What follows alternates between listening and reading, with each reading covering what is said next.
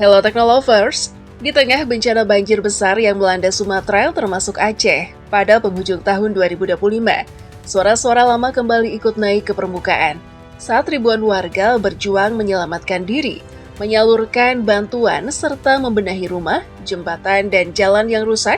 Ada pula sebagian kecil yang memilih menyalurkan amarah dengan cara yang justru memecah. Pengibaran bendera bulan bintang kembali terlihat. Bagi sebagian orang, bendera ini dipahami sebagai simbol solidaritas dan identitas. Namun dalam konteks tertentu, terutama bila disertai seruan merdeka dan ajakan untuk lepas dari NKRI, maknanya bergeser menjadi tuntutan referendum, bahkan bisa dianggap sebagai bentuk makar. Di titik inilah sejarah perlu diingat baik-baik, karena kemerdekaan tidak otomatis identik dengan kesejahteraan. Timur Leste yang pernah menjadi bagian dari Indonesia adalah contoh yang nyata dan dekat, lebih dari 2 dekade setelah berpisah. Negara ini masih bergulat dengan kemiskinan, keterbatasan infrastruktur, dan ketergantungan besar pada bantuan luar negeri. Artinya, lepas dari sebuah negara bukan akhir persoalan, seringkali itu justru menjadi awal dari tantangan yang jauh lebih berat, dan kisah ini penting untuk kita resapi bersama dengan kepala dingin.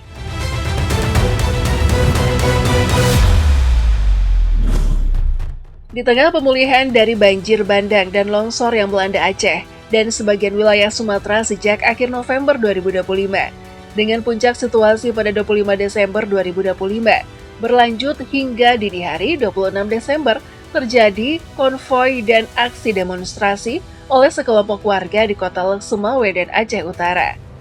Mereka menyuarakan kekecewaan dan sebagian massa terlihat mengibarkan bendera bulan bintang. Bendera itu dikenal sebagai simbol Aceh, namun juga identik dengan gerakan Aceh Merdeka. Terlebih ketika disertai teriakan merdeka, disinilah masalahnya menjadi sensitif. Meski ada pihak yang merasa memiliki landasan terkait pengibaran simbol Aceh, sering dikaitkan dengan MOU Helsinki 2005. Aksi yang dibarengi seruan kemerdekaan dapat dinilai sebagai separatisme atau setidaknya mengganggu keamanan dan ketertiban di saat masyarakat sedang memulihkan diri dari bencana. Karena itu, aparat TNI turun tangan dan membubarkan aksi tersebut. Dalam konfirmasi TNI, aksi semacam ini dinilai berpotensi memprovokasi dan mengganggu ketertiban umum di tengah situasi pemulihan bencana. Di lapangan, proses pembubaran sempat memanas. Ada kejar-kejaran, perebutan bendera secara paksa, dan dugaan pemukulan terhadap beberapa warga. TNI juga menyita barang bukti dari salah satu peserta aksi. Satu pucuk senjata api berupa pistol Colt M1911 beserta amunisinya, serta senjata tajam. Seluruh temuan ini kemudian diserahkan kepada pihak kepolisian untuk proses lebih lanjut. Di tengah kericuhan, beredar pula cuplikan suara yang terdengar kacau dan saling tumpang tindih seperti potongan teriakan. Kali musyawarah, awak Ari pangkat, ambil ini, Indonesia nggak ada. Cuplikan semacam ini kemudian menyebar tanpa konteks utuh dan memantik tafsir yang berbeda-beda. Di media sosial, perdebatan pun ikut meledak. Ada yang mendukung gerakan Aceh Merdeka, ada pula yang menegaskan tetap setia pada NKRI. Muncul video yang dinarasikan seolah-olah TNI tidak bekerja, yang kemudian memicu gelombang komentar negatif. Sebagian komentar mempertanyakan, jika TNI atau Polri sudah dikerahkan membantu korban bencana, mengapa di lapangan warga terlihat saling bantu sendiri? Kemana aparatnya? Ada yang menuding rakyat menanggung beban sendirian, sementara aparat nyaris tidak terlihat. Lalu publik pun mempertanyakan efektivitas pengerahan, juga cara komunikasi pemerintah dan aparat kepada masyarakat. Di sisi lain, komentar yang lebih ekstrim ikut bermunculan. Ada yang menulis, tombol dukung Aceh Merdeka. Mereka berhak merdeka. Kalian tidak dihargai di negeri sendiri. Merdeka bang. Narasi semacam ini menyebar cepat karena memancing emosi, apalagi saat rakyat sedang lelah dan merasa ditinggalkan. Ya, tak bisa dipungkiri, di ruang publik, dukungan terhadap wacana merdeka memang ada. Namun kita perlu mengingat satu hal penting, kemerdekaan tidak selalu membawa hidup yang lebih sejahtera. Bahkan dalam banyak kasus, tantangannya justru lebih rumit. Disinilah kita bisa belajar dari Timur Leste. Timur Leste dulu dikenal sebagai Timur Timur, memiliki perjalanan panjang menuju kemerdekaan. Wilayah ini berada di bawah kekuasaan Portugal selama hampir 450 tahun hingga 1975. Setelah Portugal mundur pasca revolusi Anyelir, terjadi konflik internal dan perang saudara singkat antara kelompok pro-kemerdekaan, Fretilin, dan faksi lain. Pada 28 November 1975, Fretilin memproklamasikan kemerdekaan Timur Leste secara sepihak di Dili. Namun hanya 9 hari kemudian, tepat pada 7 Desember 1975, Indonesia menginvasi wilayah itu dengan alasan mencegah pengaruh komunisme dan menjaga stabilitas regional. Pada 1976, Indonesia kemudian menganeksasi Timur Timur sebagai provinsi ke-27. Namun setelah 24 tahun menjadi bagian dari Indonesia, titik-titik terjadi pasca kejatuhan Soeharto pada 1998. Dinamika politik berubah, konflik memanas, dan Presiden B.J. Habibie menyetujui referendum di bawah pengawasan PBB pada 30 Agustus 1999.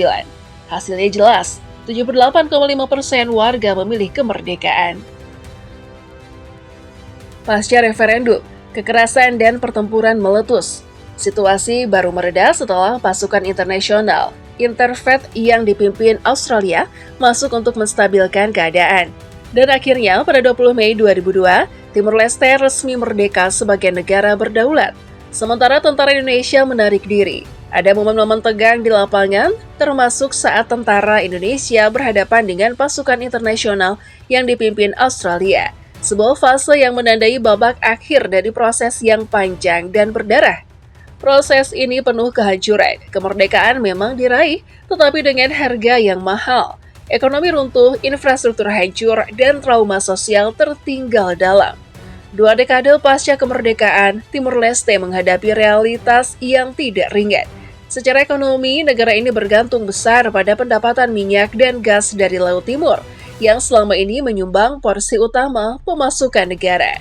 Namun cadangan minyak menipis. Petroleum Fund, dana kekayaan negara dari minyak, diproyeksikan bisa habis dalam waktu dekat, apalagi tidak dikelola dengan sangat hati-hati. Pada 2025, Timur Leste menghadapi tekanan fiskal yang serius. Lebih dari 70% anggaran negara bukan ditopang oleh pendapatan rakyat atau pajak domestik yang kuat, melainkan ditutup dengan penarikan dana minyak yang terus menyusut. Ini bukan tanda kemandirian ekonomi, ini ketergantungan yang berbahaya. Pertumbuhan ekonomi non-minyak diproyeksikan sekitar 4,5% pada 2025 hingga 2026. Namun pertumbuhan keseluruhan pada 2025 disebut berada di kisaran 3,9%. PDB per kapita masih rendah dan ukuran ekonominya kecil, sekitar 2 miliar dolar AS. Potensi sektor seperti perikanan, pariwisata, dan kopi belum tergarap maksimal karena hambatan klasik, infrastruktur lemah, kapasitas institusi terbatas, serta persoalan tata kelola dan korupsi. Bahkan jika dibandingkan dengan provinsi terdekat Nusa Tenggara Timur, PDB NTT tampak jauh lebih besar daripada Timur Leste. Ini menunjukkan bahwa setelah mereka, tantangan pembangunan tidak otomatis menjadi lebih mudah, seringkali justru lebih berat, karena negara harus membangun semua fondasinya sendiri dari titik nol. Secara politik dan regional, Timur Leste bergabung dengan ASEAN pada Oktober 2025. Ini langkah besar untuk integrasi kawasan, sekaligus sinyal bahwa Timur Leste ingin memperkuat posisi strategisnya. Namun di saat bersamaan, demokrasi masih rapuh. Pengangguran tinggi dan ketergantungan pada bantuan internasional belum benar-benar hilang. Kemiskinan tetap tinggi, akses pendidikan dan layanan kesehatan masih terbatas terutama di pedesaan.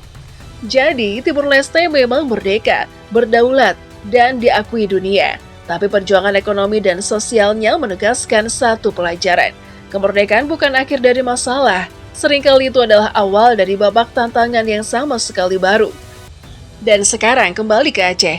Aceh punya sejarah perlawanan yang panjang, luka yang nyata, serta status otonomi khusus yang membuat suara rakyat yang punya konteks yang berbeda. Bencana besar seperti ini bisa membuat rakyat lelah, kecewa, dan mudah tersulut. Itu manusiawi. Namun pelajaran dari Timur Leste juga perlu jadi cermin.